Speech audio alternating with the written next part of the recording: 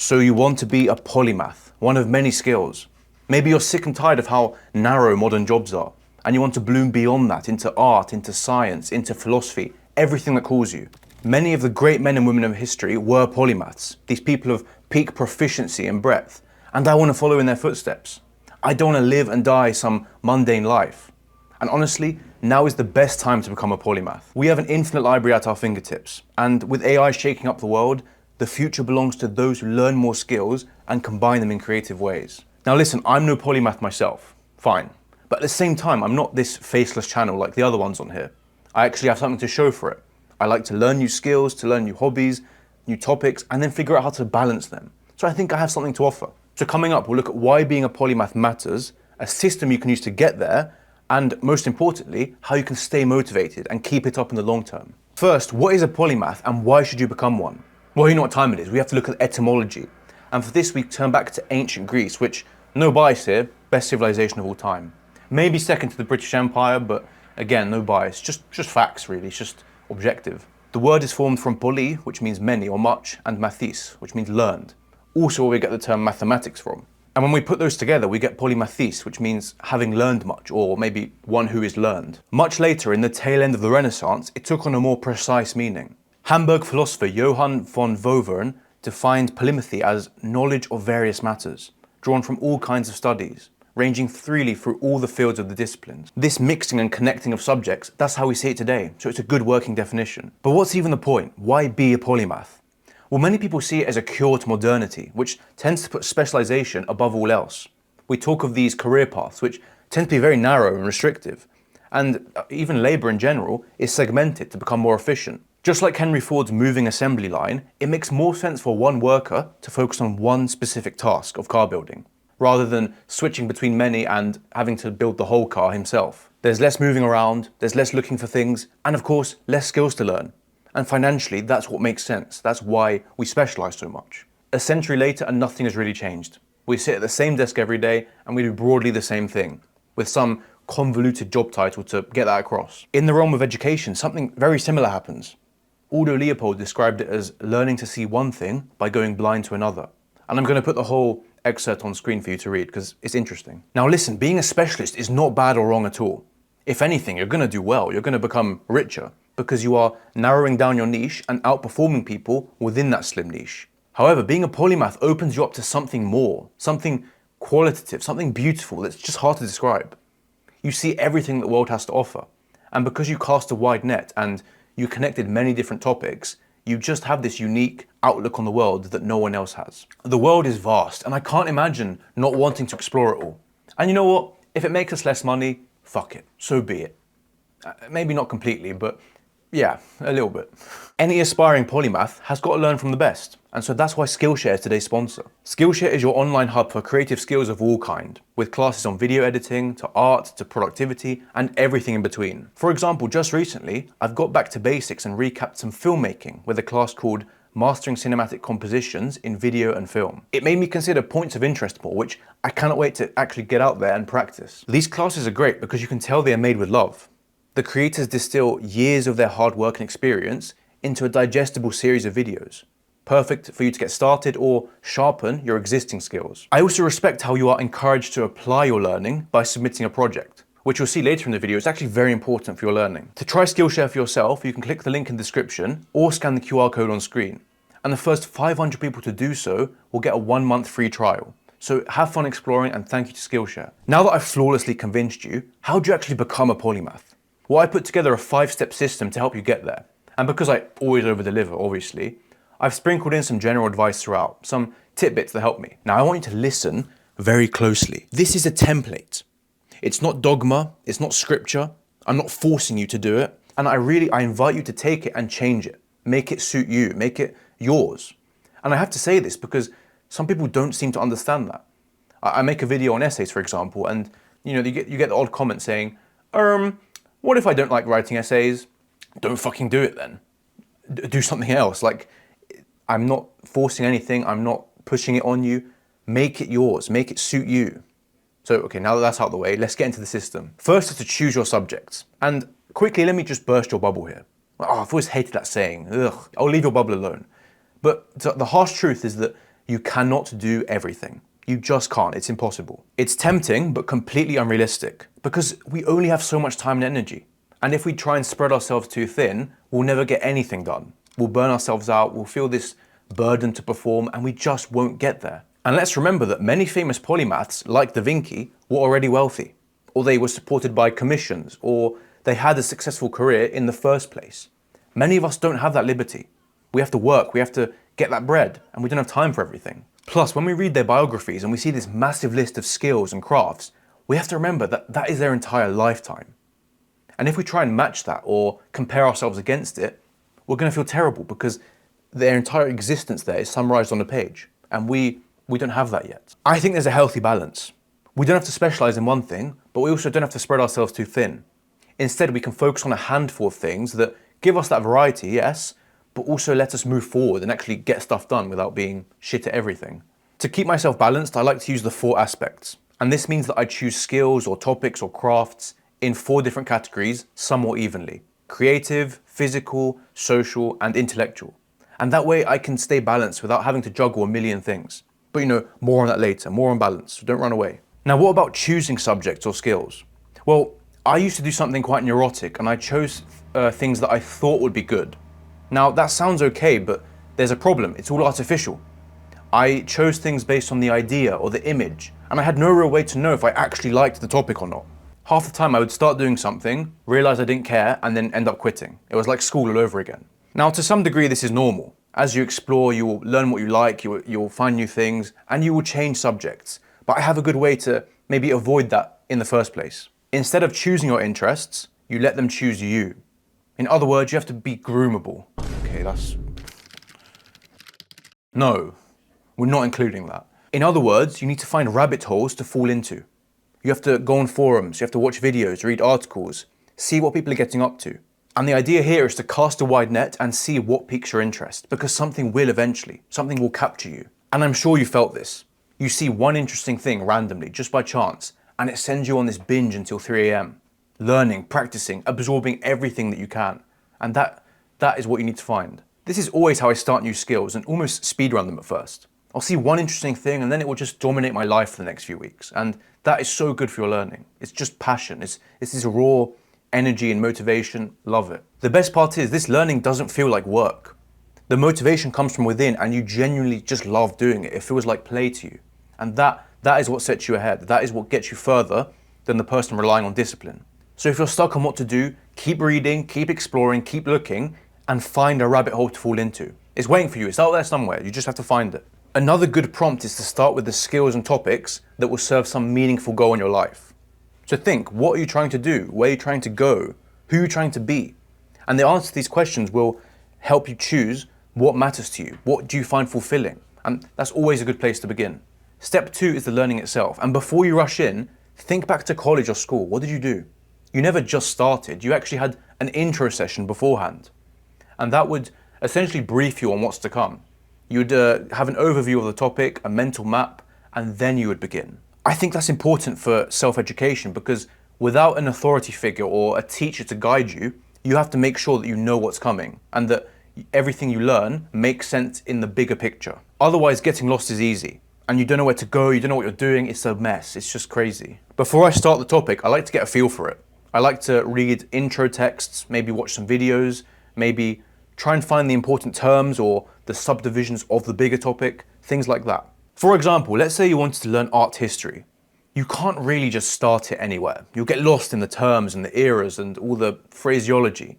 So instead, in that case, I would zoom out, get a feel for the different eras, the different structures, all the lingo they use, and then I would zoom back in and, with that in mind, fill in the blanks. Also very important, do not get caught in the hobbyist masturbation trap.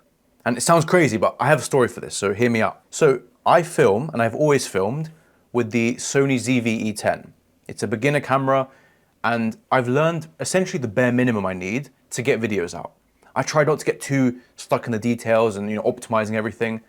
I wanted to keep it simple, keep it easy. Recently I realized that was a bit retarded because it's kind of important, but that's not the point. Now recently, as I've been learning and improving, I've been tempted to buy a new camera. And just the thought of splurging is really strong, it's licking at me. But then I realized in a moment of clarity, fuck that. No. Why should I? Why should I upgrade my gear when I haven't learned with what I already have? Why do I deserve advanced equipment with an amateur mind? And I dodge the trap. When we start something new, it's easy to get brash and overexcited.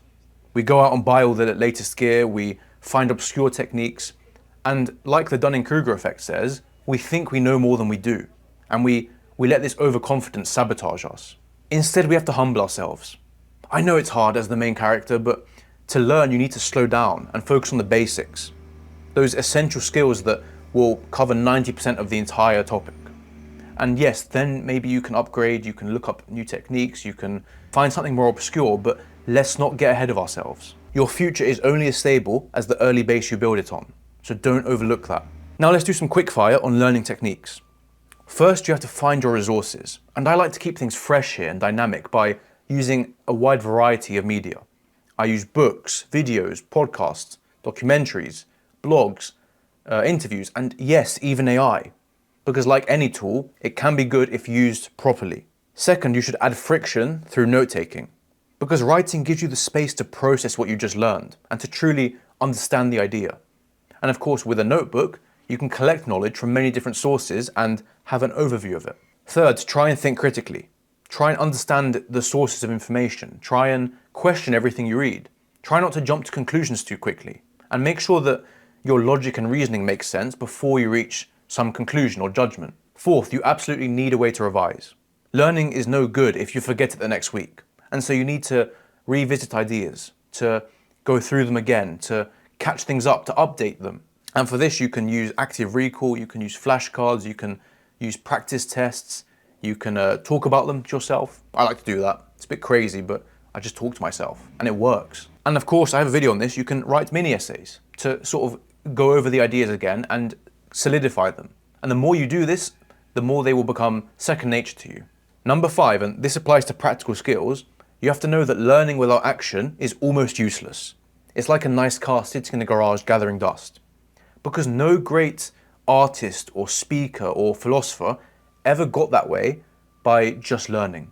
They had to go out there and apply it in the real world. They had to practice their craft. They had to take that theory and give it real life context. I like to avoid this procrastination with a thing called on-demand learning. So instead of getting my head stuck up my arse by learning everything there is to learn before starting, I just start. And I learn on the go. And I learn as I need something. For example, when I was learning how to edit videos, I would learn a technique in a video and then immediately apply it. And that way I would understand it, I would learn, I would give it some sort of purpose in real life. And just by slowly building that up, I would learn to edit. It was that simple. The shorter that gap between learning and application, the better, and the more it will stick with you. Step 3 is to build a system. Because being a polymath is not a matter of weeks or months or even years, but decades. And if anything, you need a lifetime to complete this. Therefore, it's something you must live and breathe almost unconsciously, almost like it is your life. Now, this might be boring to talk about, but this boils down to time management. How can you fit this all in? How can you do this every single day without relying on bursts of motivation? It's time management. The most common thing you're told to do is to time block, where you mark out a chunk of time in your day to focus on a certain thing. Now, I don't mind if you swing that way. It's 2026, I don't judge, but really I think it's overrated, and I think there are 3 far better techniques. First, use a to-do list. The OG, used by Da Vinci himself. And I like these because you write down the 3, 4, 5 most important things, and then you can just pick what you want to work on. It's not linear, so you don't have to worry about the order. You can choose what feels best in that moment. And you don't have to do this like autistic micromanaging of minutes, whereas in time blocking, that's how it would work. Second, you can try a weekly block. Because you might have loads of topics and skills you want to learn, but cramming them in one day, it's just impossible. So instead you spread them out across the week and say, well, on Monday I'll focus on some extra history reading, on Tuesday I'll do some coding, on Wednesday I'll practice some woodwork, I'll do this topic, I'll do that topic, and so on. That way you can regularly practice a variety of things without feeling rushed. You have the whole evening, maybe even the whole day to focus on it. And if you want, which is the third option, you can expand this across the entire month or maybe even year. I like the concept of seasonality in my hobbies.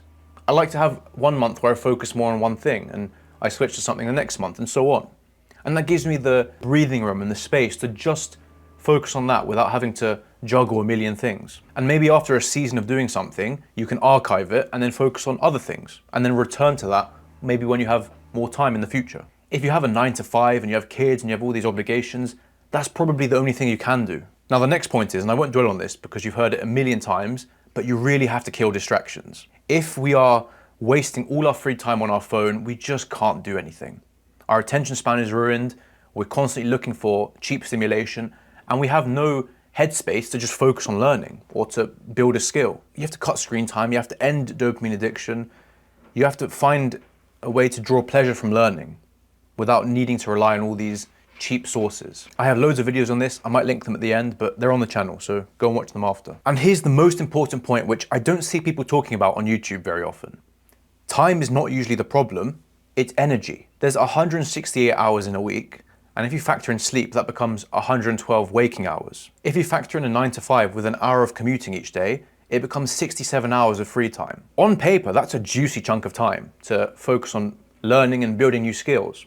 But the problem is, for most of these hours, you are so frazzled that you can't do anything. Maybe you're on your feet all day. Maybe you have to deal with NPCs at work. Maybe you are numbing your brain with all these dumb meetings. And then maybe after the gym, you come home and you just can't be asked to do anything. You want to spend the night away turning your brain off and just scrolling. And I don't blame you. What else is there to do? This is the hardest thing to solve, and I have 3 potential solutions for you.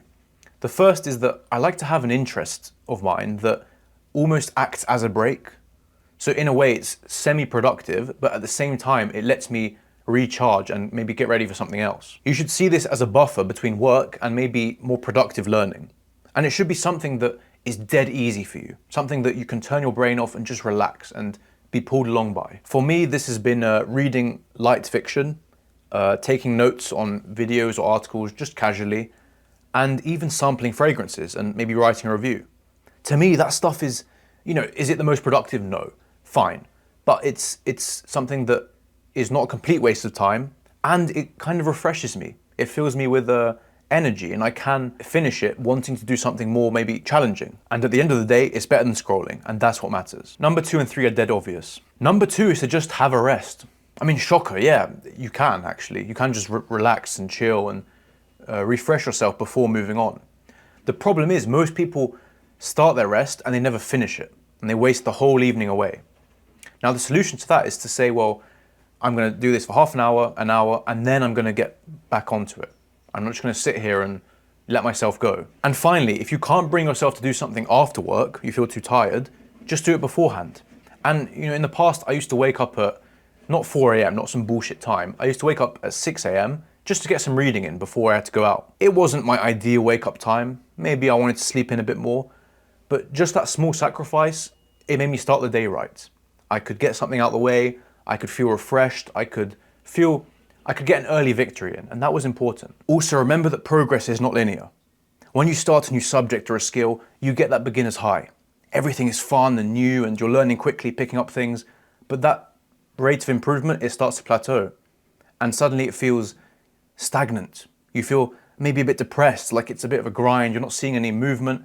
It's frustrating, and I get it. It sucks in the moment, but remember, it's just a dip, and things will start to improve again. And finally, find a community to immerse yourself in. There's this idea that polymaths are these lonely, misunderstood people. Like I'm a dark Sigma wolf, no one gets me. Okay, aside from sounding like an angsty teenager, it's just not true. Yes, learning can be lonely, but locking yourself up is a choice, one that I learned the hard way. Instead, you can get out there and find a way to connect to people and do this learning together. And you'll learn faster because you can ask questions, you can learn from their insights, and you can even get involved in competition or a friendly rivalry that pushes everyone upwards. It always hypes me up and inspires me to see people work hard. And if anything, it even gives me this sense of, I guess, jealousy or competitiveness. I think, fuck, they're so good at what they do. I want to be like that. I want to beat them. I want to get better. I want to push myself harder.